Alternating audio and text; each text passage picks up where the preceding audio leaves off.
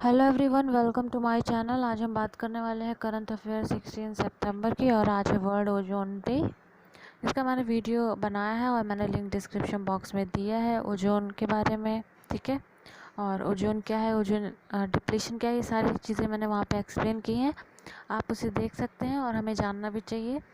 बात करते हैं आज के करंट अफेयर की। जैसा कि पहला पॉइंट है, Rajesh Khullar appointed executive director of world bank. ठीक है, तो अभी इस टाइम ये क्या थे, अभी थे principal secretary of Haryana CM Manohar Lal Khattar. ठीक है, अभी तो प्रिंसिपल सेक्रेटरी थे, लेकिन इनको क्या अपॉइंट किया गया, एग्जीक्यूटिव डायरेक्टर। एग्जीक्यूटिव डायरेक्टर क्या होता है कि वर्ल्ड बैंक में कुछ ग्रुप बनते हैं जिसमें 25 ईडीज़ होंगे और वो जो ईडीज़ होंगे वो किसी कंट्री को रिप्रेजेंट करेंगे या फिर किसी ग्रुप ऑफ कंट्रीज़ को रिप्रेजेंट करेंगे। तो राजेश खुल्लर किसको रिप्रेजेंट करने जा रहे हैं, इंडिया, बांग्लादेश, भूटान, श्रीलंका। ठीक है, यानी चार कंट्रीज़ को रिप्रेजेंट करेंगे वहाँ पर। इनको 3 साल तक के लिए बनाया गया है। ओके, अगला एस के करे has been appointed executive director of Asian development bank. ठीक है, एस के करे को बनाया गया है क्या, एशियन डेवलपमेंट बैंक का ईडी। इनको भी 3 साल के लिए बनाया गया है और ये भी इस टाइम क्या थे, additional secretary in the department of economic affair. ठीक है, उसके बाद आईसीआई बैंक ने क्या लॉन्च किया, आई स्टार्टअप 2.0। ठीक है, तो आईसीआई बैंक ने लॉन्च किया है। और आईसीआई बैंक का हेडक्वार्टर कहाँ पे, आईसीआई बैंक का जो हेडक्वार्टर है वो है मुंबई में। और ये फॉर्म कब हुआ था, ये फॉर्म हुआ था 1994 में। और आईसीआई बैंक के जो सीईओ हैं वो कौन है, वो है संदीप बख्शी। ओके, उसके बाद फिर एशियन डेवलपमेंट बैंक की बात करते हैं। तो इसका जो हेडक्वार्टर है वो कहाँ पे, फिलीपींस मनीला में है। और ये फॉर्म हुआ था 1966 में। इसके जो प्रेसिडेंट हैं वो कौन है, मसात्सुगा अस्कावा। ठीक है, वर्ल्ड बैंक की अगर हम बात करें तो वर्ल्ड बैंक के जो प्रेसिडेंट है वो कौन है, डेविड मालपास। बहुत फेमस क्वेश्चन है, अक्सर ही पूछता है एग्जाम में वर्ल्ड बैंक का प्रेसिडेंट। और वर्ल्ड बैंक फॉर्म हुआ था 1944 में और इसका जो हेडक्वार्टर है वो कहाँ पे है, वाशिंगटन डीसी, यूएस। ओके, अगली बात करते हैं, Sachin Tendulkar name brand ambassador of Paytm first game. ठीक है, तो पेटीएम फर्स्ट बैंक का ब्रांड एम्बेसडर किसे बनाया गया, सचिन तेंदुलकर को। सुरेश रैना को बनाया गया है 9 स्टैक का ब्रांड एम्बेसडर। ब्रांड एम्बेसडर भी एग्जाम में पूछता है। उसके बाद जो फॉर्मर इंडियन क्रिकेटर है कौन है, Sadashiv Raoji Patil passed away. Exam में पूछेगा कि सदाशिव रावजी पाटिल किस चीज़ मतलब किस फील्ड से बिलोंग करते थे, क्रिकेटर थे, पॉलिटिशियन थे या फिर ऑथर थे। तो हमें पता होना चाहिए क्या थे, क्रिकेटर थे और कहाँ से बिलोंग करते थे, महाराष्ट्र। अगला, India elected as a member of commission on status of women of ECOSOC। इसका फुल फॉर्म क्या है, इकोनॉमिक एंड सोशल काउंसिल। तो इंडिया भी इसका मेंबर बना है और साथ में अफगानिस्तान भी इसका मेंबर बना हुआ है। और इंडिया कितने टाइम के लिए बना है, 4 ईयर्स के लिए बना हुआ है।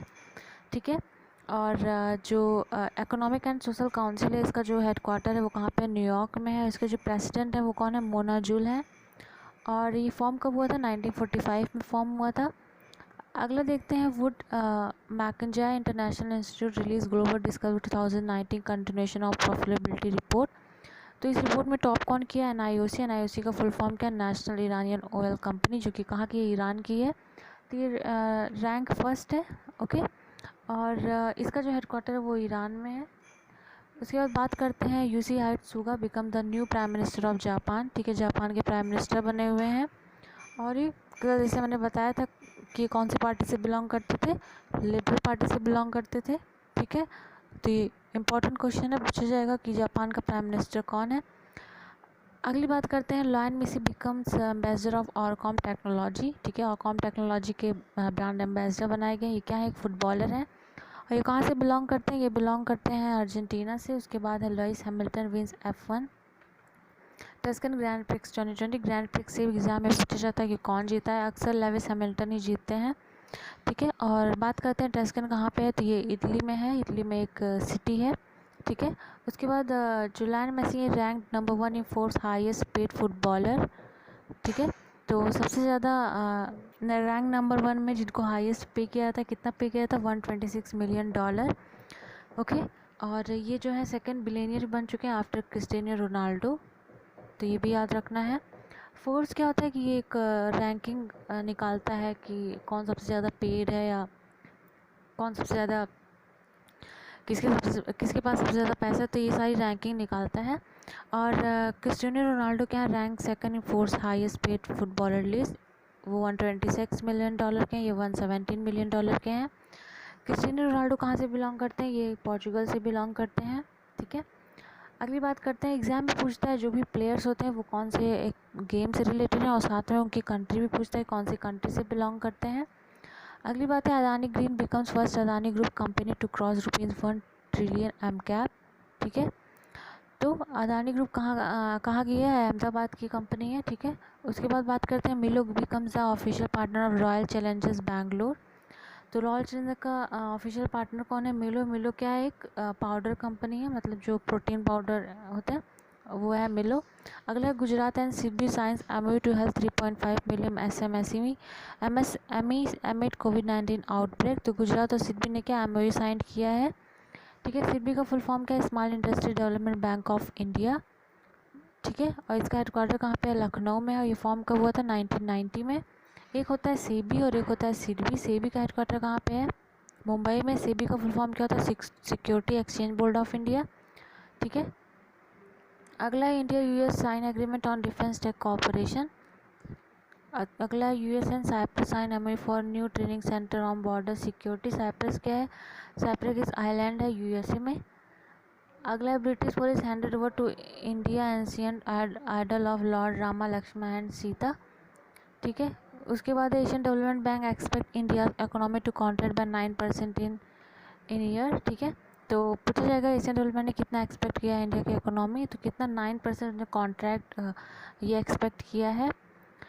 अगली बात करते हैं कंट्रीज़। भूटान की कैपिटल क्या है? थिम्पू है। और करेंसी कौन सी है? इंडियन रुपी भी यहाँ पे चलती है, और भूटानिस नल्ट्रम भी चलती है। इसका मैप भी मैंने लगाया है क्योंकि एग्ज़ाम में मैप भी पूछता है, ठीक है।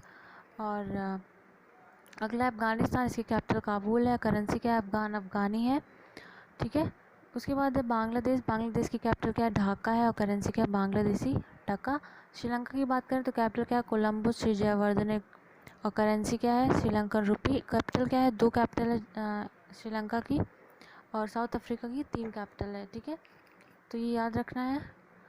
तो बस इतना ही करंट अफेयर था। I hope you like the video, and if you like the video hit the like button and don't forget to subscribe my channel.